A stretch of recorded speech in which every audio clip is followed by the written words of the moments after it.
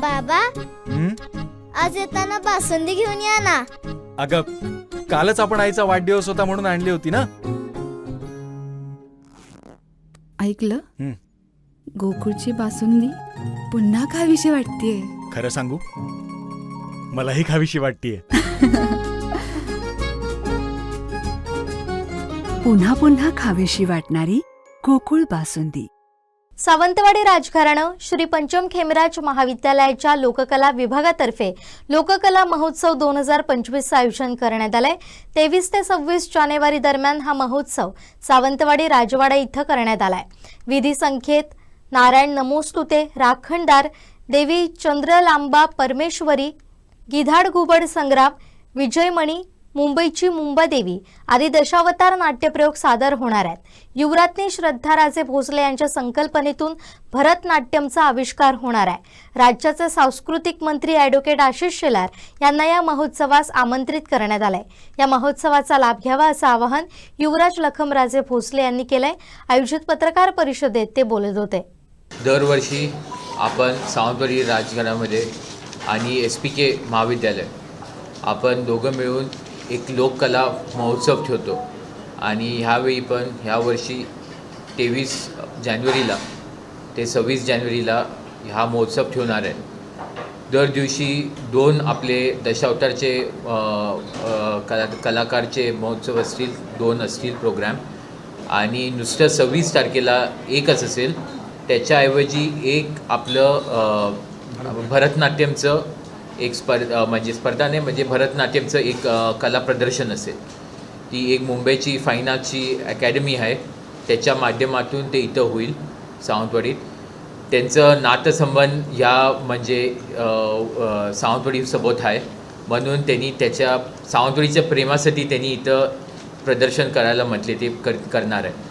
तसंच त्या पद्धतीने ते राजघरांच्या स्त्रियांवर ते एक म्हणजे एक प्रदर्शन करणार आहे. म्हणजे आपले मागे राजघरांचे स्त्रिया म्हणजे राणी होते त्याच्याप्रमाणे ते भरतनाट्यमचं थीम राहील त्या पद्धत.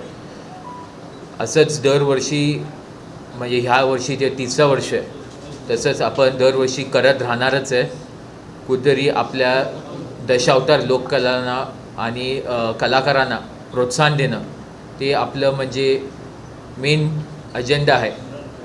आणि वेगळे कला आपण दरवर्षी आपण इंट्रोड्यूस करतो म्हणजे कुठेतरी त्यांना प्रोत्साहन मिळणं, कुठेतरी त्यांना आपल्या लोकल म्हणजे सावंतवाडीच्या भागामध्ये काय सिंधुदुर्गाच्या भागामध्ये कुठेतरी त्यांना म्हणजे ते प्रदर्शन कुठेतरी त्यांना कला बघायला मिळालं पाहिजे. असे आपण मागच्या ह्या काळामध्ये आपण जवळच्या काळामध्ये भरपूर असे नाटक प्रदर्शन होतात आहे सगळीकडे. तर मला भरपूर आनंद येतो की सगळेजण आज कुठेतरी आपल्या जुन्या कलाला दशावतारच्या कलाला कुठेतरी वाव देत आहे आणि ह्या पुढच्या काळामध्ये 100% एक चांगलं पद्धतीने मला वाटतं एक कलाकारांना म्हणजे नुसतं दशावतार कलाकार नाही पण एक कलाकारांना एक प्लॅटफॉर्म मिळतो आणि आपले सगळे बाहेरचे मंडळी असतील काय इकडचे पण सावंतवाडीचे स्थानिक पण असतील त्यांना ते कलाकारांची म्हणजे एक चांगल्या पद्धतीने म्हणजे त्यांना बघायला मिळेल त्यांची कला. साहेबांनी सांगितल्याप्रमाणे दिनांक 23 जानेवारी ते 26 जानेवारी असं 4 दिवसाचे आम्ही दरवर्षीप्रमाणे सालाबादप्रमाणे लोककला महोत्सव दशावतार आम्ही आतापर्यंत आम्ही आयोजित करत आलेलो आहोत. आणि सांगायला खरोखरच अभिमान वाटतो आणि आनंद वाटतो की राजघराण्याच्या आणि डॉक्टर भारमल सरांच्या संकल्पनेतनं हा जो आज दशावतार महोत्सव सुरू आहे, आज खरोखरच अतिशय चांगली प्रसिद्धी तुमच्या माध्यमातून मिळालेली आहे. त्यामुळे प्रत्येक दशावतारी मंडळ साधारण 1 डिसेंबर आला की सर यावर्षी दशावतार महोत्सव आहे ना असं विचारतात आणि आम्हाला पण त्याच्यामध्ये पार्टिसिपेट करून घ्या असं सांगतात. आणि त्याचबरोबर इथले जे काही प्रेमी आहेत ते पण यावर्षी आहे ना मंडळ म्हणजे अशा प्रकारचा महोत्सव हे विचारतात. तर हा केवळ तुमच्या प्रसिद्धीमुळे या गोष्टी शक्य झालेल्या आहेत. त्या महोत्सवामध्ये सिंधुदुर्ग जिल्ह्यातली 7 नामांकित मंडळ दशावतार मंडळ सहभागी होत आहेत. त्यामध्ये 5 ही पारंपरिक आहेत आणि 2 नवोदित आहेत.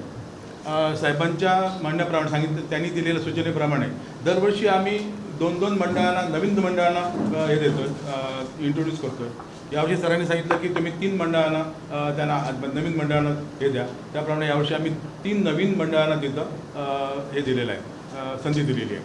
त्यामध्ये सुरुवातीला सांगायचं म्हणजे पहिले ही सगळी एकूण 7 मंडळं भाग घेत आहेत. 1.5 तासाचे 2 प्रयोग एका दिवसाला होतील. पहिल्या दिवशी 23 तारखेला विधी संकेत हा कैलासवासी बाबी कलिंगण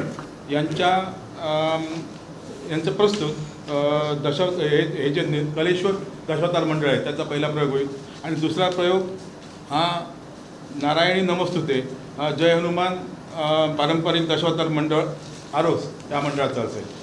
दुसऱ्या दिवशी राखणदा हा नाईक मोजेमाडकर जे या संस्थेचे दशावतार संस्थेचे अध्यक्ष आहेत म्हणजे मोचेमाडचे त्यांचा प्रयोग होईल. आणि त्यानंतर दत्तमाऊली दशावतार मंडळ सिंधुदुर्ग यांच्या देवी चंद्रालांबा परमेश्वरी हा नाट्यप्रयोग सादर केला जाईल. तिसऱ्या दिवशी गिधाड घुबड संग्राम हा देवेंद्र नाईक म्हणजे दशावतार सिंधुदुर्ग जिल्हा दशावतार मंडळाचे सेक्रेटरी यांचा कार्यक्रम असेल, यांचा नाट्यप्रयोग असेल.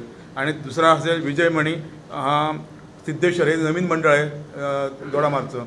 सरांनी सांगितल्याप्रमाणे आम्ही दोडामारला तालुक्याला सुद्धा यावर्षी संधी दिलेली आहे. त्या मंडळाचा हा प्रयोग असेल विजयमणी.